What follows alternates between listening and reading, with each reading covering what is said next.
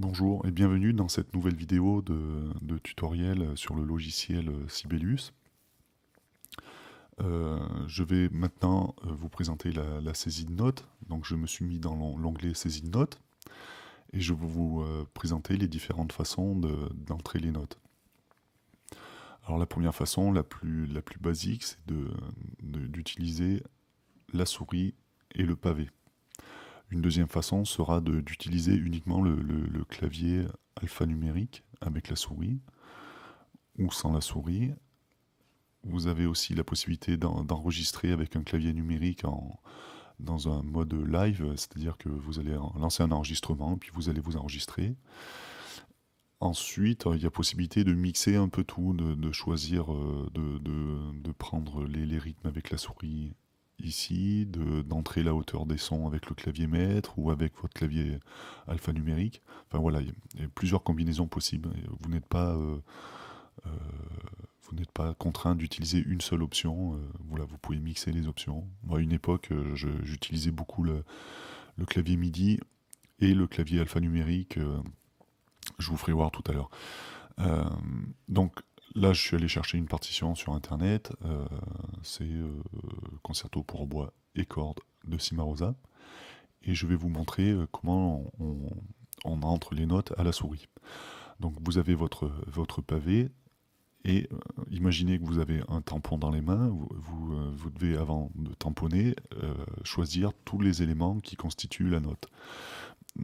Alors, au début, nous avons une triple croche, donc je vais chercher ma triple croche, et il y a un trait d'expression. Je vais le chercher, et puis je vais tamponner ma note à l'endroit où elle doit être. Alors, vous voyez, il y a une note fantôme qui apparaît, elle n'est pas réelle, mais si je clique, voilà, ma note s'écrit, il y a un curseur qui apparaît, comme sur les vieux ordinateurs. Bon, il clignote pas, mais voilà, c'est le même principe. Vous êtes en mode saisie de notes, en mode écriture. Alors le raccourci clavier, c'est N. Je vous ferai voir pourquoi. Là, si j'appuie sur N, voilà, je sors de la saisie de notes, je rappuie sur N. Vous voyez, le curseur est avant la note, donc c'est pas ce que je voulais, c'était le mettre après, mais c'est pas grave. Je vais continuer à rentrer les notes. Je vais rentrer le Ré, le Do, le Si, il y a un bécard, donc je vais chercher mon bécard. Je ne peux pas rentrer le Si puis mettre le bécard. Imaginez toujours ce tampon dans les mains, vous mettez tous vos éléments et puis ensuite vous allez tamponner la note. La note est bleue, elle est active, c'est-à-dire que je peux à tout moment, quand elle est bleue, je peux la modifier en termes de hauteur. Voilà. Là, il m'a fait disparaître le bécard parce que c'était une note qui est hors tonalité. Je vais sortir du mode édition. La note est toujours active. Et là, je vais placer mon bécard. Je vais mettre mon bécard. Si j'avais mis mon bécard pendant le mode édition avec le curseur après la note, il aurait agi sur la note que j'allais entrer après. Donc je vais me mettre là, je vais me mettre en mode édition. Donc mon curseur se trouve avant le rythme. Vous voyez, si je mets le bécard, ça change rien à la note avant. Ça va changer la note d'après.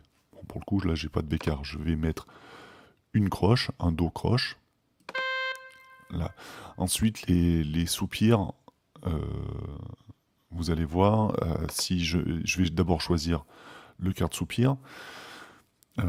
Si je clique sur silence, ça va me l'écrire directement.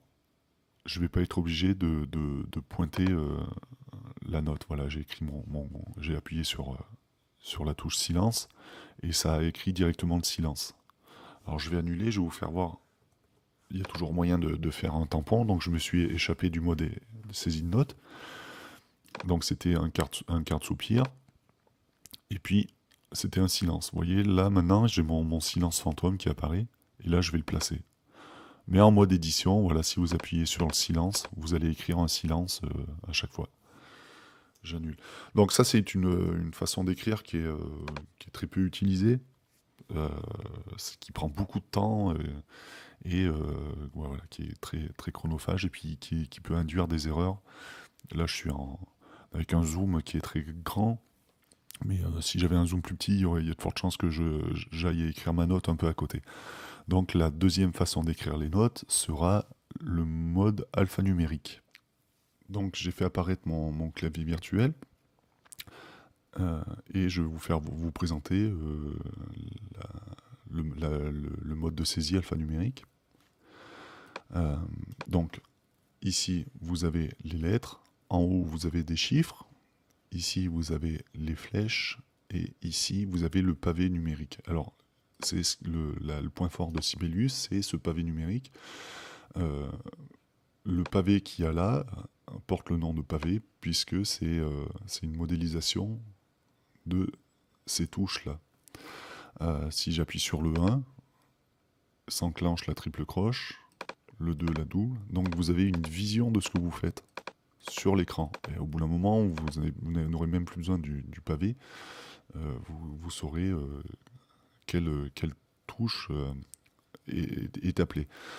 Et ce pavé numérique, là, nous sommes en saisie de notes usuelles. Vous avez plus de notes ici, c'est-à-dire que si vous cliquez ici, vous n'avez plus vous n'appelez plus les mêmes rythmes. Là, je vais rentrer une quintuple croche, ici une ronde carrée, ici une longue, je ne sais plus trop comment ça s'appelle. Là, vous allez agir sur les ligatures, sur les trémolos, là sur les techniques de jeu, comment il appelle ça? Articulation, oui. Là, les mesures à répéter, tout ce qui est articulation de jazz, et puis arpège. Et ici, les altérations plus complexes que les altérations de base. Vous voyez déjà que le bécard, le dièse et le bémol ont la même place, c'est pas idiot. Je vais déjà sélectionner l'endroit où je vais mettre ma note. C'est sur le deuxième quart de soupir. Alors, soit vous passez en mode édition, je crois, ça va mettre le curseur, oui, ça met le curseur avant. Moi, généralement, quand la valeur est égale à la valeur de la note que je vais rentrer, je vais juste rentrer la hauteur de la note désirée. Donc là, elle est naturelle, enfin, elle est bémol, mais je vais pas écrire de bémol devant. Donc je vais choisir d'écrire directement le mi. Alors, pour écrire la hauteur des sons, je vais utiliser la notation américaine.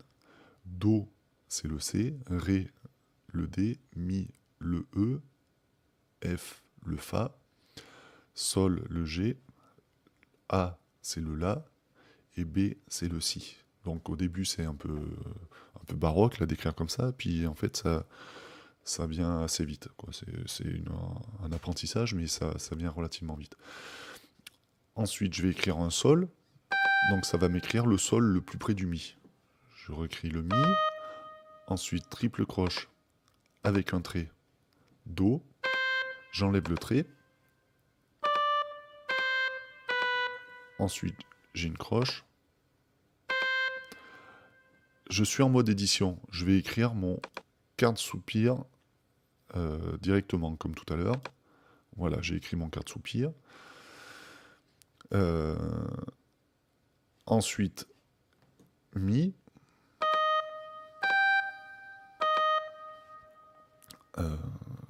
quart de soupir, trait,